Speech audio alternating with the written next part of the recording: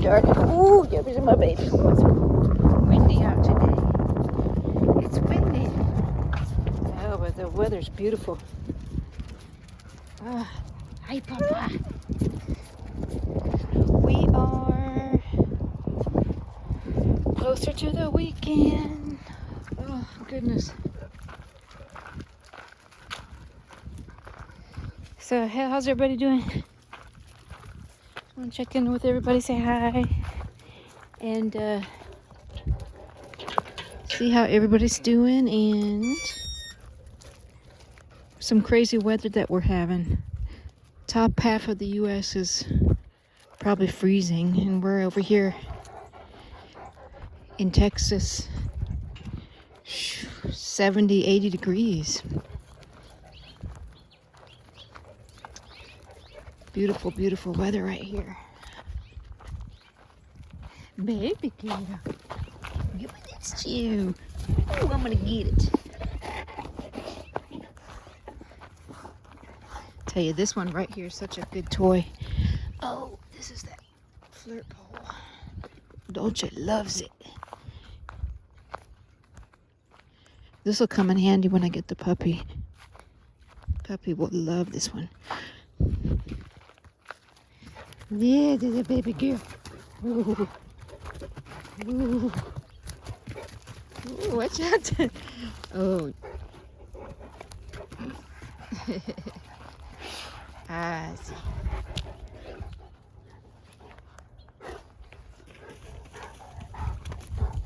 I know that looks really bad, but the vet shaved around it. And it's actually looking pretty good. There's some granulation tissue. So that means it's actively healing. It's got a good blood supply, and it's serous. It's not purulent. So a nice healthy wound right there. What's that, Papa? Oh, what does he see? He sees something up there in the tree. Oh no. Well, I better make sure it's not a porcupine. The porcupines will hide up in the trees. Oh, those suckers are super dangerous. Okay. So anyways, yeah, I'm getting excited because only about one more month until I get my puppy. So Ozzy's got his eye on something. Go see what that is. I really need to trim up these branches.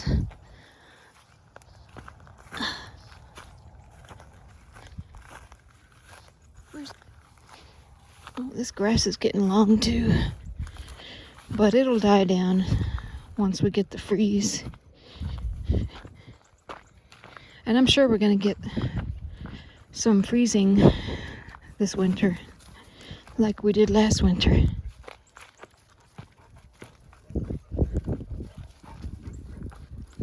We're gonna do our little perimeter check out here.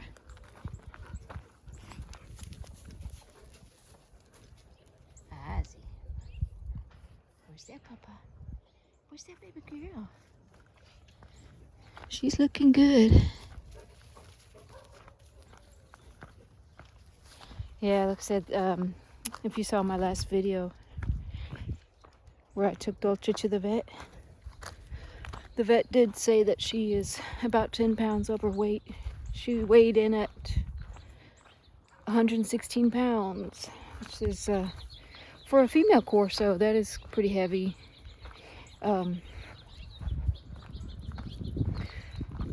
So she should be not much over 100 pounds. So maybe 105 or so would be ideal for her.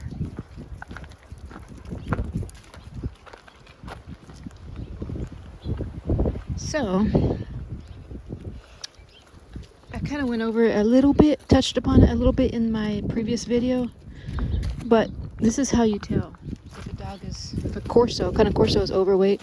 And I guess it can apply to most dogs too. Hi, Papa.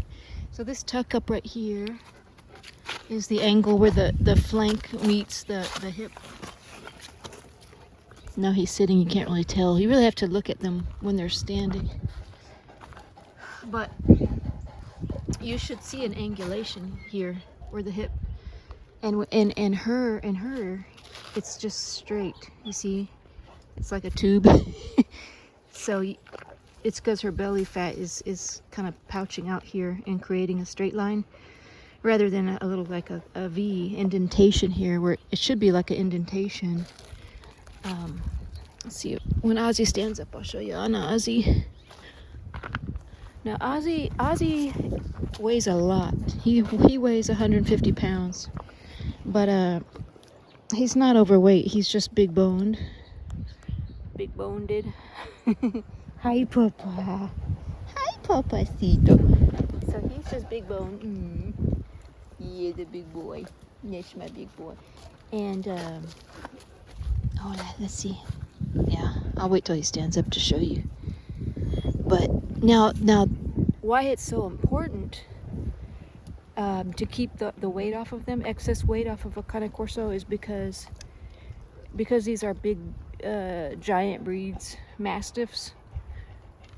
They are prone to hip and joint problems because they're already, as it is, carrying a lot of weight because they're such heavy dogs as it is. They're very muscular, so that muscle's very heavy.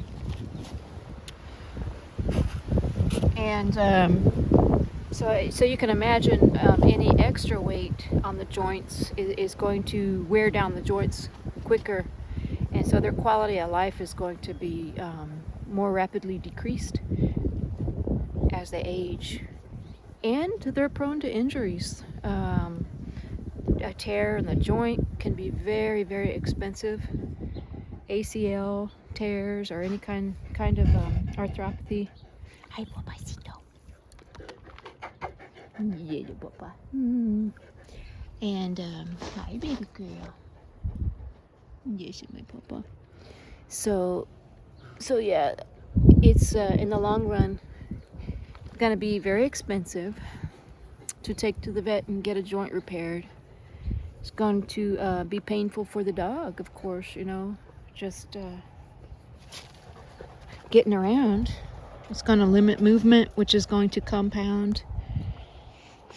And if they're not moving as much because of a painful joint, they're going to be more prone to gain weight. So it's kind of a vicious cycle. Hi, Papa. Baby girl. Come on, Tux. So yeah, anyways, that's very, very important, and so it's why I need to be pretty diligent with getting the weight off of Dolce. Now that can be hard to do in a multi-dog household because where one dog doesn't eat a lot, you may have another that eats way more, you know, a lot more. So you have to kind of, you know, tailor their feeding schedule to each dog, individual dog. But I guess, you know, when you have adult dogs, it's not as hard as if when you have a puppy. The reason being is because, at least for me, the way I like to feed a puppy is that I free feed, so I let them graze. I let puppies, you know, eat as much as they want because they're growing. Their body kind of tells them when they need to eat. So I'm always afraid of under feeding a puppy. But now that I have adult dogs, that's less of a worry. So I can more easily feed on a schedule and not leave food out. Previously I have been leaving food out. Just because I was used to it since Dolce was younger. She's not a puppy anymore, but you know, I left the food out for her when she was a puppy, and you know, she'll get up in the middle of the night, she'll snack and she'll eat. So I think that's contributing to her gaining weight. And so I'll stop leaving food out. I'll just feed them on a schedule. So, should be easy enough to do, but we'll see how it goes. I'll also have to give her less treats. Now, one of the reasons I think also contributing to her weight gain is that when I give them treats, the rawhides I give them, he's checking out that wound, has the rawhide chews that I give them has like this sticky paste, chicken and beef paste on it to make it taste good. And so she usually will take Ozzy's from him, and he's usually nice to her and just lets her take it. But when he's feeling nice, he doesn't always. He's alpha, so he'll let her know when he doesn't want her to have it. But anyway, the short of it is that she usually eats more than her fair share of treats, so I'll have to put it into that as well. So, come here, baby. Oh, I don't know what she's after. I didn't like the way she quickly went out there. But anyways.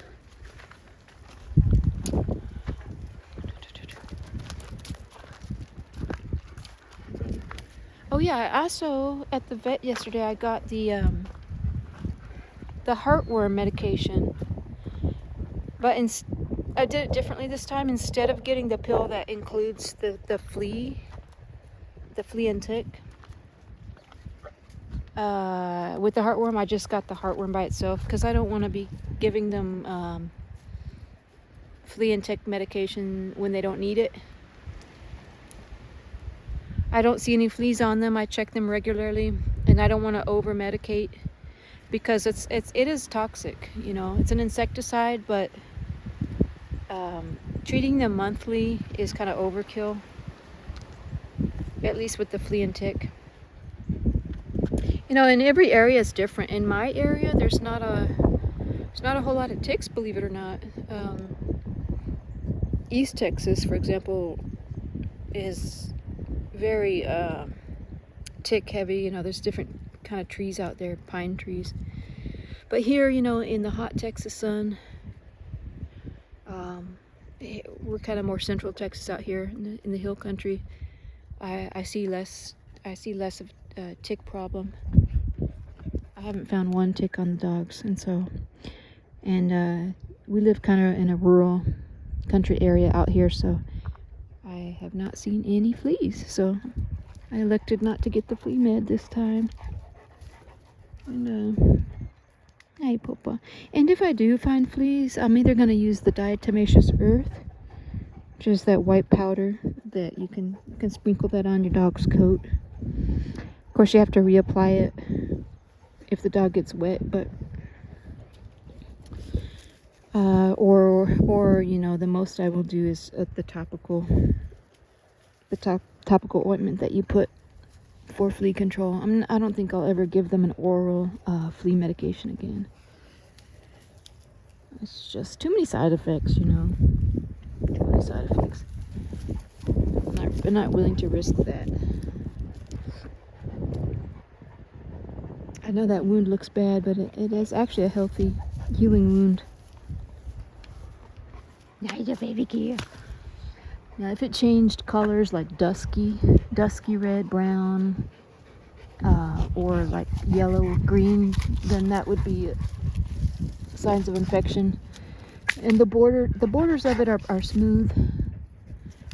It's a bright red. Those are all good signs of granulation tissue, so that's good.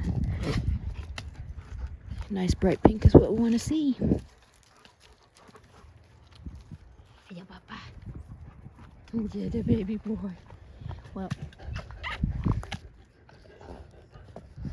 I guess I'll let y'all go. This video's getting kind of long, and I'm gonna look at the weather, debating on whether or not I need to water. If we're about to get rain in a day or two, then I'll skip the watering. Yeah, hey baby, we're holding on to the summer as long as we can. All these nice bright flowering plants that I love. They do well in intense heat, you know, intense sunshine. But they're gonna start dying pretty soon here. Give way to winter. Bye-bye. Stretch it out, boy. I stretch it. I love this marking on them. Give me this too. She's like, play with me. All right. Sit. Sit. Sit. Dolce. Dolce, sit. Sit down. All the way. Sit.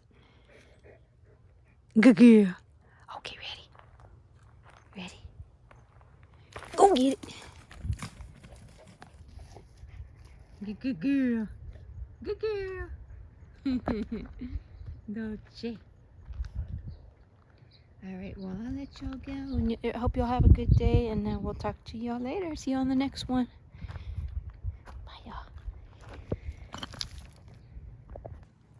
Say bye, Popeyes.